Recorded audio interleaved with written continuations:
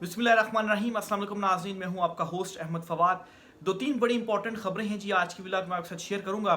सबसे पहले तो बड़ी ब्रेकिंग न्यूज़ आज की ये है कि इमरान खान साहब से एक छोटी सी हाँ हासिल करने के लिए जो पूरा निज़ाम है और इस निज़ाम के जितने भी बेनिफिशरीज हैं जी, अपने तौर पर जो कोशिशें हैं वो कर रहे हैं। सुहेल राज साहब का जो कॉलम है जी, मुक्तदरा की तरफ से एक कोशिश है।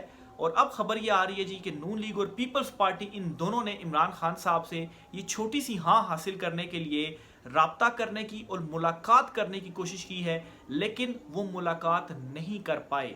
तो ये माजरा क्या है? नून लीग और पीपल्स पार्टी इस वक्त हुकूमत में है, लेकिन वो खान साहब से मुलाकात नहीं कर पा रहे।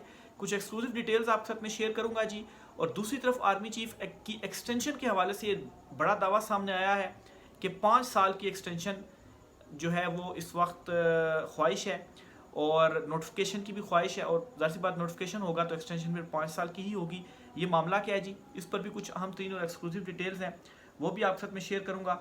और आखिर में आपको बताऊँगा जी कि नवाज़ शरीफ को बाहर जाने नहीं दिया जा रहा, क्योंकि नवाज़ शरीफ से ये वाइब्स आ रही हैं जी कि वो एक मरतबा फिर से वोट को इज़्ज़त दो का जो उनका एक नारा था, उसको दोबारा से वो जिंदा करने जा रहे हैं। ये मामला क्या है जी, इस पर भी कुछ एक्सक्लूसिव डिटेल्स आपके साथ में शेयर करूंगा। सबसे पहले तो जी एक बड़ी ब्रेकिंग न्यूज़ आपके साथ शेयर करनी है।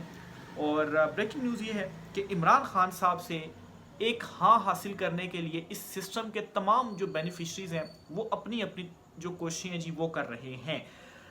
धमकियाँ भी दी जा रही हैं, मशवरे भी दिए जा रहे हैं इमरान खान साहब को। सुहेल राज साहब का जो कॉलम है जी वो सबके सामने है कि उसमें उन्होंने क्या लिखा। उसका लुबे लबाब ये है जी कि खान साहब डील दे दें, नहीं तो आपका हाल भुट्टो वाला जो है वो हो सकता है। और दूसरी तरफ उसमें यह भी जाहिर किया गया जी कि 10 साल का हमारे पास प्लान है और 10 साल तक तो फिर आप बाहर नहीं आ सकते, और 10 सालों में तो हम पाकिस्तान को इतनी तरक्की की मंजिलों के ऊपर ले जाएंगे कि आपको फिर लोग भूल ही जाएंगे। आज 17 अगस्त 37 साल हो गए हैं जनरल ज़िया के प्लेन क्रैश को। जनरल ज़िया जो थे आर्मी चीफ, जिन्होंने मार्शल लॉ लगाया था, 11 साल उनका इक़्तिदार जो है वो रहा। तो उस 11 सालों के अंदर उनकी तरफ से भी बड़े जो दावे थे वो सामने आए, लेकिन आखिर में क्या हुआ? आखिर में आज जनरल ज़िया को कोई नहीं पूछता, लेकिन भुट्टो साहब का जो नाम है जी वो आज भी लोग लेते हैं और उनको याद करते हैं। इसी तरह से मुशर्रफ जो हैं, उनका भी जो मार्शल लॉ था जी वो भी इसी तरह से रहा। उनकी तरफ से भी बड़े बड़े जो दावे थे जी कि 10 साल में ये कर देंगे, 10 साल में वो कर देंगे, या इतने अरसे के अंदर ये कर देंगे, लेकिन कुछ भी नहीं हो पाया। और अब भी वही जो सिचुएशन है वो बन गई है। कंपेयर करने का मकसद ये है कि माजी, चूँकि माजी में भी ये चीज़ें होती रही हैं, तो माजी में इन चीज़ों से कुछ भी नहीं हुआ है। पाकिस्तान कोई तरक्की की मंजिलों की तरफ जो है वो नहीं गया। अभी पाकिस्तान की क्या हालत है, ज़ाहिर सी बात है उस माजी ने भी अपना जो रोल है वो प्ले किया है। तो अभी भी ये जो प्लान्स बताए जा रहे हैं ना, खैर प्लान्स में तो ये बताया गया है कि चीज़ें बेचकर जो है वो पाकिस्तान को तरक्की की राह पर जो है वो लाया जाएगा। इसके अलावा कोई प्लान नहीं बताया गया कि कैसे आप एजुकेशन को, हेल्थ सिस्टम को, दीगर चीज़ों को जो है वो मुल्क के अंदर सही करेंगे। लिटरेसी रेट को, जो महंगाई गुर्बत है उसको किस तरीके से सही करेंगे। बस इतना है कि चीज़ें बेच कर तो हम जो मामलात है, हालात जो हैं वो ठीक करेंगे। बहरहाल जी, इमरान खान साहब से छोटी सी हाँ के लिए बड़ी कोशिशें की जा रही हैं।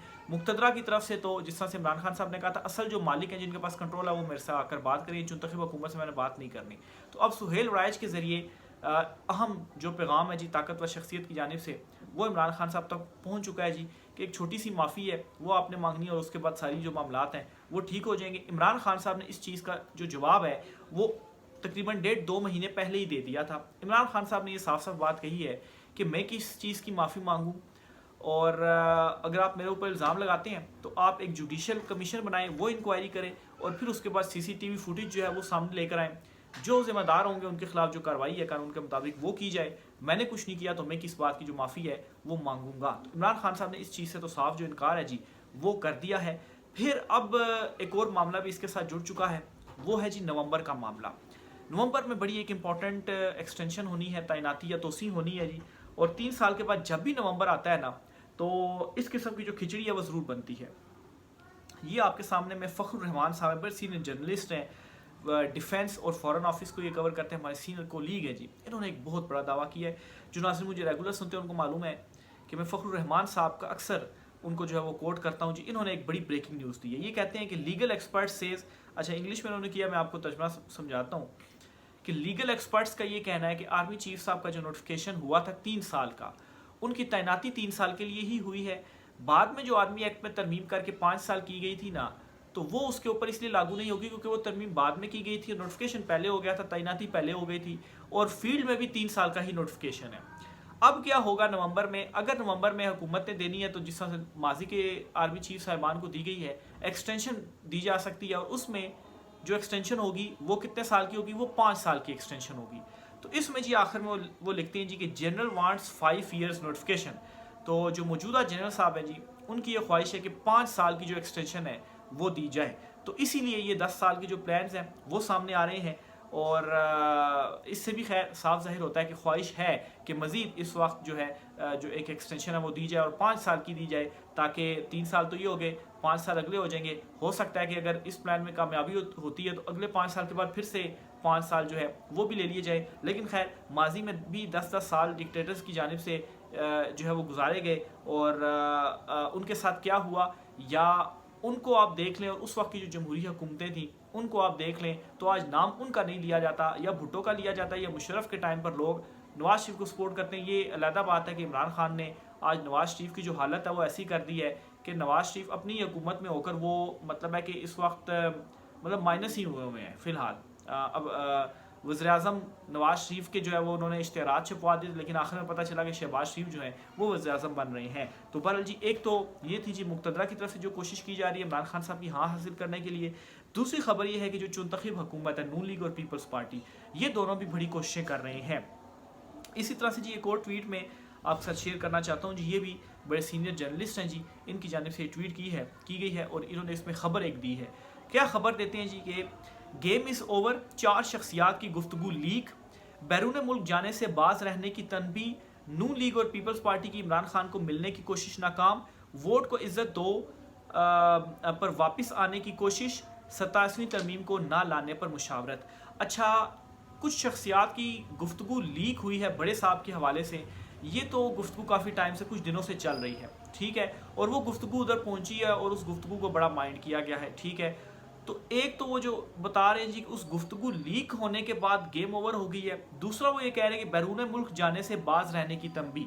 اب انہوں نے نام تو نہیں لکھا نواز شریف کا، لیکن میں یہ اسیوم کر رہا ہوں جی کہ اس میں نواز شریف صاحب کو ہی کہا گیا، کیونکہ خواہش تو نہیں کی جاگی ہے نا کہ وہ ذرا ووٹ کو عزت دو پر وہ واپس لے کر آئیں. پھر آگے خبر یہ ہے کہ عمران خان صاحب کو نون لیگ اور پیپلز پارٹی ملنا چاہتی ہے، لیکن ان دونوں کی یہ کوشش ناکام ہوئی ہے. اب دیکھیں نا، عمران خان صاحب ٹھیک کہتے ہیں نا، یہ تو اردنی ہے، یہ تو چنتخب ہے، ان کے پاس کیا اختیارات ہیں کہ جو عمران خان صاحب سے ملنے کی کوشش کر رہے ہیں اپنی حکومت میں اور ان کی ملاقات نہیں ہو پا رہی. تو اس کا مطلب یہ ہے کہ چیزیں کوئی اور چلا رہا ہے پیچھے سے، اور وہ جو دھاگا ہے نا، وہ ہوتا ہے نا کٹ پتلی تماشا اکثر دیکھتے ہیں، تو دھاگا اوپر ہوتا ہے، نیچے کٹ پتلیاں ہوتی ہیں، تو دھاگوں سے وہ کنٹرول کر رہے ہوتے ہیں انگلیوں سے. تو نیچے جو کٹ پتلیاں ہوتی ہیں وہ تو خود کو بھی ہل جل بھی خود نہیں سکتے ہیں. تو یہ کیوں نون لیگ اور پیپلز پارٹی رابطہ کر رہی ہے، اس کی بھی منطق آپ کو سمجھا دیتا ہوں. اس کی منطق یہ ہے جی کہ یہ بھی چاہتے ہیں کہ عمران خان سے ہم بھی کوئی ڈیل لے لیں، کوئی نکی سی ہاں جو ہے وہ ہم عمران خان صاحب سے حاصل کر لیں، کوئی سپورٹ ملے تاکہ کوئی ایکسٹینشن والے معاملے کے اوپر اگر ہم ایکسٹینشن نہ دیں، یا کیونکہ نون لیگ بھی تو اس وقت یہ سوچ رہی ہوگی نا کہ اگر ایکسٹینشن ہم دے دیتے ہیں اور اس کے بعد ہمارا صفایا ہو جاتا ہے، محسن نقوی وزیر اعظم بن جاتے ہیں، اور ہمارے اوپر تو کرپشن کے سکینڈل جو ہے وہ آ گئے ہیں، اور اگر ہمارے اوپر سکینڈل کھول کے ہمارا احتساب کر کے عوام کی نظروں میں دوبارہ اپنی جو ایک وہ مقبولیت ہے وہ بحال کی جائے گی تو ہم تو مارے جائیں گے. اور اگر ہم ایکسٹینشن نہیں دیتے تو اس صورت میں پھر یہ ہوگا کہ عمران خان اگر آ گیا تو عمران خان بھی ہم سب کو نہیں چھوڑے گا. تو اگر عمران خان صاحب سے کوئی معاملات ہمارے طے ہو جاتے ہیں تو پھر اس کے بعد مل کر ہم سارے جو کوئی فیصلہ ہے جی وہ کر سکتے ہیں. تو اس وجہ سے نون لیگ اور پیپلز پارٹی یہ منطق بنتی ہے کہ وہ خان صاحب سے رابطے کی کوشش کر رہے ہیں، مذاکرات کی کوششیں کر رہے ہیں.